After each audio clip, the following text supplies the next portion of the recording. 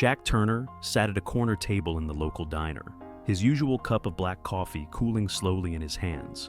It was another quiet evening in the small rural town he now called home, the kind of place where people knew your name and waved from their porches. For Jack, a retired Army Ranger in his mid-40s, this town represented a second chance, a place to leave the chaos of combat and the haunting memories of his past behind. Life was simple here, and that was exactly how he wanted it. But simplicity had a way of shattering. The rumble of motorcycles outside the diner interrupted Jack's thoughts. He didn't need to look to know who it was. The Iron Wolves, a biker gang that had been terrorizing the town for months, had arrived. Their roaring engines and aggressive swagger were impossible to ignore. They ruled the town with fear, shaking down local businesses for protection fees and harassing anyone who dared to stand up to them. Jack kept his head down. He wasn't looking for trouble, but trouble had a way of finding him. A commotion near the counter caught his attention. Emily Carter, a young waitress, was being cornered by two gang members. Jack had seen Emily around before, always hustling between tables with a weary but determined smile. Tonight that smile was gone, replaced by fear as she backed away from the bikers. One of them, a burly man with tattoos snaking up his arms, leaned in too close, his voice low and threatening. "Don't make this harder than it has to be," the man growled. "You owe us." "I told you," Emily said, her voice trembling but resolute. "I don't have your money." Jack's instincts flared. Years of training had taught him to recognize a situation about to spiral out of control. Setting his coffee down, he rose from his seat, his imposing frame catching the biker's attention as he approached. "Is there a problem here?" Jack asked, his tone calm but laced with authority. The gang members turned to face him, their expressions shifting from smug to wary. They clearly hadn't expected someone like Jack to step in. "Mind your business, old man," the tattooed biker sneered. Jack's eyes narrowed, his voice steady. "I think this is my business now." The tension in the diner crackled like a live wire. Jack didn't want to fight, but if it came down to it, he was more than ready. This wasn't the life he'd come to town for, but in that moment, he knew there was no walking away. The diner fell silent as Jack Turner stood face to face with the two gang members, his broad shoulders casting a shadow over the tattooed man. The other diners watched with a mix of curiosity and fear, unsure of what would happen next. Jack didn't flinch under the biker's glare, his years of military experience keeping him calm and focused. The tattooed biker smirked, breaking the tension. "You've got a death wish, old man," he said, stepping closer to Jack. Jack didn't respond immediately. Instead, he locked eyes with the man, his steely gaze unnerving him. "You're scaring the lady," Jack said, his tone low and deliberate. "Why don't you step outside and cool off?" The second biker, a wiry man with a scruffy beard, laughed nervously. "You don't know who you're messing with," he said. "We're the Iron Wolves and we run this town." Jack's lips twitched into a slight smile, more intimidating than reassuring. "That's so? Well, maybe it's time someone reminded you that this isn't your playground." The tattooed man clenched his fists, clearly weighing his options. For a moment, it seemed like things might escalate, but the sound of approaching sirens broke the standoff. One of the other diners had called the police. The bikers exchanged a glance, then backed off, muttering curses under their breath as they left the diner. Emily's plea for help. As the bikers roared away on their motorcycles, Emily slumped against the counter, her hands trembling. Jack approached her cautiously, his voice softer now. "You okay?" Emily nodded, though her face was pale. "Thank you," she said, her voice barely above a whisper. "I didn't know what to do." "Who are they?" Jack asked, though he already had a good idea.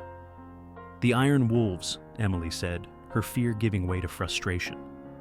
"They've been harassing me for weeks, ever since I refused to pay their protection fees. They think they own this town." Jack leaned against the counter, his expression thoughtful. "You're not the only one they're targeting, are you?" Emily shook her head. "No, they've been hitting up everyone. Business owners, families, even the school. Most people just pay them to avoid trouble, but I can't afford to. And now they're threatening me and my son." Jack's jaw tightened. He hadn't come to this town looking for a fight, but he couldn't ignore the injustice staring him in the face.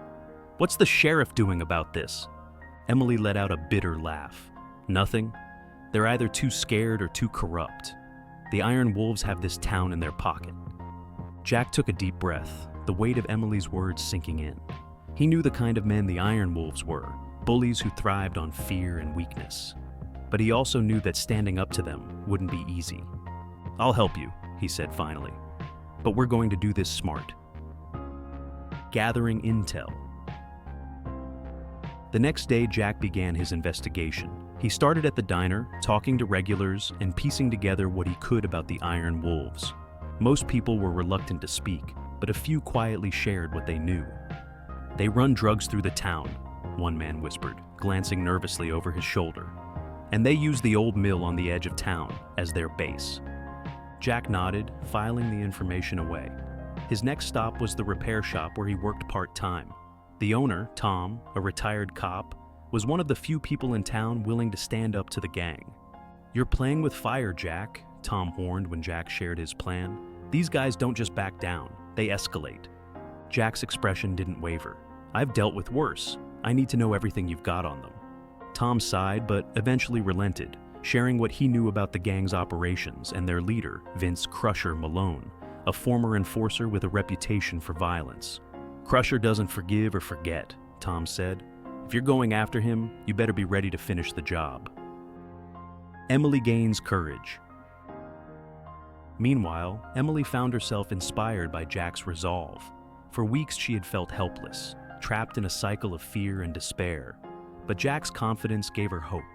She began helping him where she could, sharing details about the gang's visits to the diner and the conversations she had overheard. "You don't have to do this alone," she told Jack one evening. "I want to help." Jack looked at her, impressed by her determination. "All right," he said, "but this isn't just about standing up to them.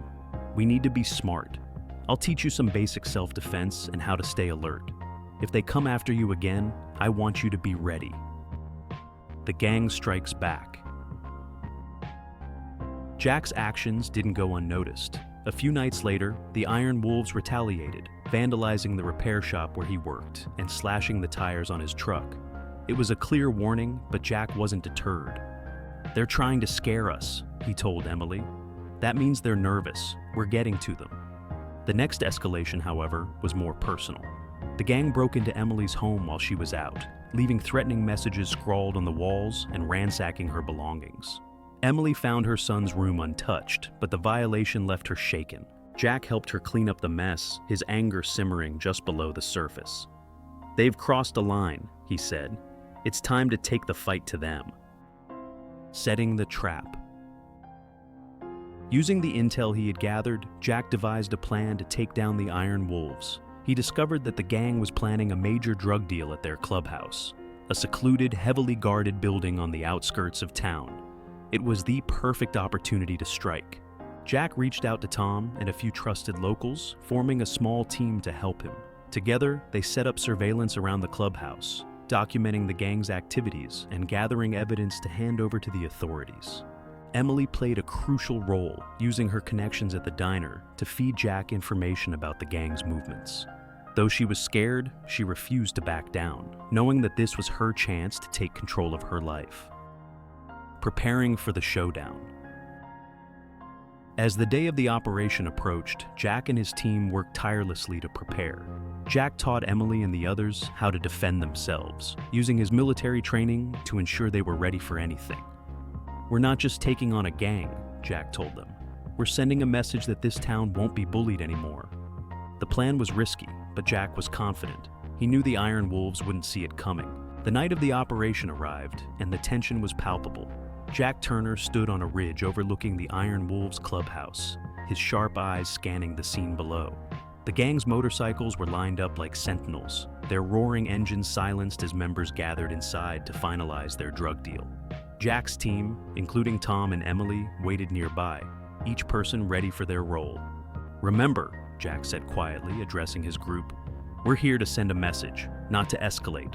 Stick to the plan, and we'll get out of this in one piece."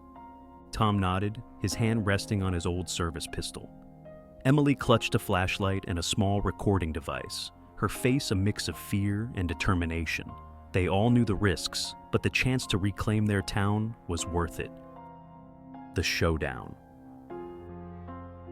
As the gang members began moving their illicit goods into a waiting truck, Jack signaled for his team to move.